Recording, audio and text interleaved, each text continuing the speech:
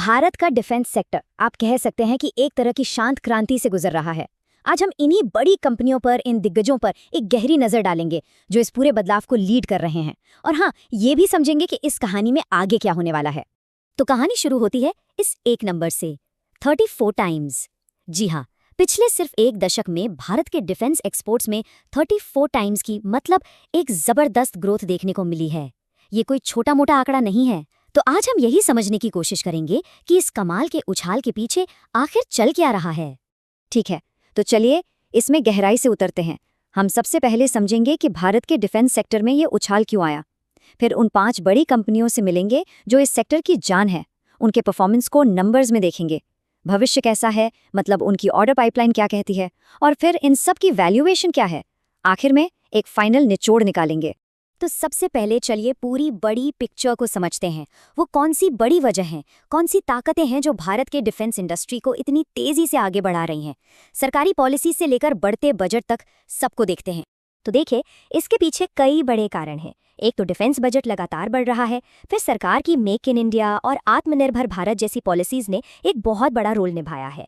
अब focus import करने पर नहीं बल्कि देश में ही बनाने पर है। पहले जहां हम लगभग 30% सामान देश में बनाते थे, अब ये बढ़कर 65% तक पहुंच गया है। और साथ ही एक्सपोर्ट बढ़ाने पर भी बहुत जोर दिया जा रहा है। चलिए अब मिलते हैं उन कंपनियों से जो इस पूरी कहानी के हीरो हैं, इसके केंद्र में हैं। ये वो 5 सरकारी कंपनियां हैं जो भारत की डिफेंस कैपेबिलिटी को एक नया रूप दे रही हैं। सबसे पहला नाम है हिंदुस्तान एरोनॉटिक्स लिमिटेड, या जिसे हम सब HAL के नाम से जानते हैं। ये एरोस्पेस सेक्टर के असली पावर हाउस हैं। मशहूर तेजस फाइटर जेट से लेकर ध्रुव हेलीकॉप्टर तक ये सब HAL ही बनाता है। ये हमारी एयरफोर्स की रीढ़ की हड्डी है, आप ऐसा कह सकते हैं। अगला है भारत इलेक्ट्रॉनिक्स लिमिटेड, यानी BEL। अगर HAL हवाई ताकत देता है तो BEL हमारी सेना को आंखें और कान देता है। मतलब वो सारे जरूरी रडार, सेंसर और कम्युनिकेशन सिस्टम जो आज की लड़ाई में हार और जीत का फैसला करते हैं, वो सब BEL बनाता है। अब बात करते हैं समंदर की। यहाँ मझगांव डॉक शिप बिल्डर्स यानी MDL एक बहुत बड़ा नाम है। ये हमारी नेवी के लिए सबमरीन से लेकर बड़े बड़े एयरक्राफ्ट कैरियर्स तक सब कुछ बनाते हैं। हमारी समुद्री सीमाओं को सुरक्षित रखने में इनका बहुत बड़ा हाथ है। समंदर में ही एक और अहम खिलाड़ी है garden reach ship builders and engineers, या GRSE। ये भी नेवी के लिए बहुत ज़रूरी हैं। इनकी स्पेशलिटी है फ्रिगेट्स और कॉर्वेट्स जैसे जहाज बनाने में, जो हमारी नेवी की ताकत को और बढ़ाते हैं। और आखिर में भारत डायनामिक्स लिमिटेड यानी BDL। ये वो कंपनी है जो हमारी सेना को वो ताकत देती है जो किसी भी जंग का रुख पलट सकती है। मतलब एकदम लेटेस्ट मिसाइल्स और टॉर्पीडोज। ये किसी भी लड़ाई में एक डिसाइसिव बढ़त देते हैं। तो ठीक है, अब जब हम इन 5 दिग्गजों से मिल चुके हैं, तो अब जरा ये देखते हैं कि इनका फाइनेंशियल परफॉर्मेंस कैसा है। आखिर नंबर्स क्या कहानी बयां कर रहे हैं। तो जब बात आती है रेवेन्यू की यानी कमाई की, तो यहाँ HAL साफ तौर पर सबसे आगे है।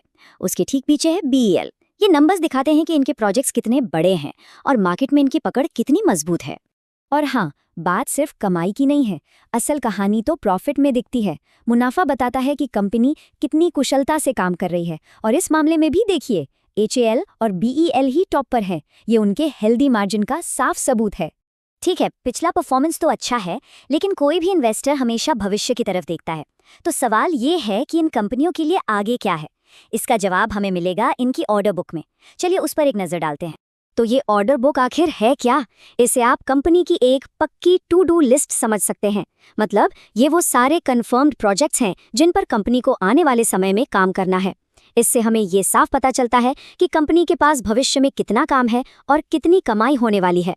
और यहाँ देखिए, HAL के पास एक बहुत ही बड़ी ऑर्डर बुक है जो ये पक्का करती है कि आने वाले कई सालों तक उनके पास काम की कोई कमी नहीं है। वैसे MDL और BEL भी बहुत पीछे नहीं हैं। ये नंबर्स एक स्टेबल और मजबूत भविष्य की तरफ इशारा करते हैं। तो परफॉर्मेंस भी अच्छा है और भविष्य भी मजबूत दिख रहा है। ऐसे में अब सवाल ये उठता है कि स्टॉक मार्केट इन कंपनियों को कितनी वैल्यू दे रहा है, मतलब इनकी कीमत क्या लगाई जा रही है। और ये एक बहुत ही ज़रूरी सवाल है, क्योंकि जब किसी सेक्टर में इतनी तेज़ी आती है तो अक्सर ये सवाल उठता है कि क्या इन शेयर्स की कीमत कुछ ज़्यादा ही तो नहीं बढ़ गई है। इस सवाल का जवाब ढूंढने के लिए एक टूल है जिसे PE रेशियो कहते हैं, यानी प्राइस टू अर्निंग्स रेशियो। इसे एक तरह का प्राइस टैग समझिए। ये बस ये बताता है कि इन्वेस्टर्स कंपनी के हर 1 रुपए के मुनाफे के बदले कितने रुपए देने के लिए तैयार हैं।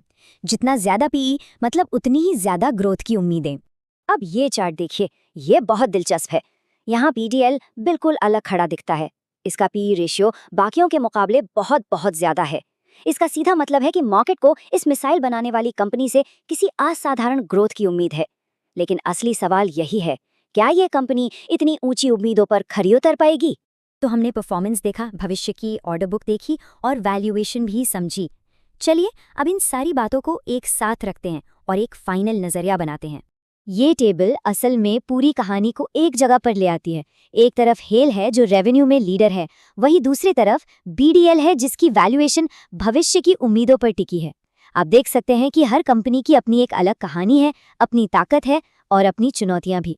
लेकिन ऐसा नहीं है कि सब कुछ आसान है। कुछ बड़े रिस्क भी हैं जिन पर नजर रखनी होगी, जैसे बड़े सरकारी ऑर्डर्स में देरी हो सकती है, ग्लोबल सप्लाई चेन में दिक्कतें आ सकती हैं, खासकर इलेक्ट्रॉनिक पार्ट्स में, स्टील और कॉपर जैसे कच्चे माल की कीमतें बढ़ सकती हैं। तो ये चुनौतियां असली हैं और इन कंपनियों को इनसे निपटना होगा।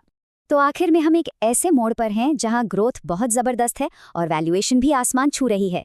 सवाल यह है कि इन वादों को पूरा करने के लिए इन दिग्गजों को क्या करना होगा? क्या ये अपनी पूरी क्षमता को हकीकत में बदल पाएंगे? खैर, इसका जवाब तो आने वाला वक्त ही देगा।